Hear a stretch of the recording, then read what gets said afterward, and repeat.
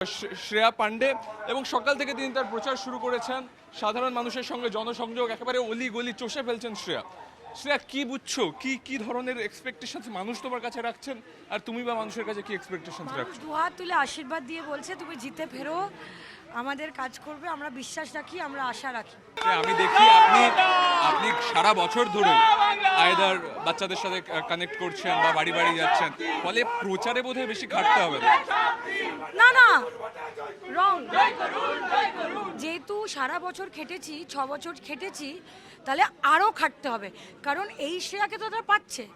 তাহলে যখন নির্বাচিত বিধায়ক হিসেবে এই শ্রেয়াকে একটা মেয়ে খাটাখাটুনি করে, কাজকর্ম করে, ওয়ার্ডে ঘোরে, এই মেয়েটা থেকে কোনো ভোট দিচ্ছে, এই মেয়েটা ওইখান থেকে কতটা লেভেল আপ করবে, that is the challenge.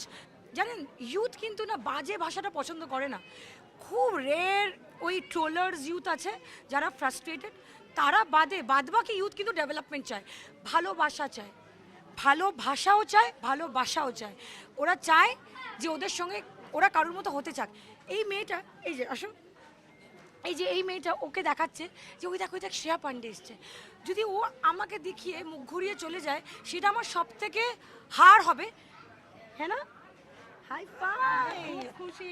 BJP কলকাতায় মূলত দুটো সিটকে টার্গেট করছে, একটা জোড়াসাঁকো, একটা মানিকতলা।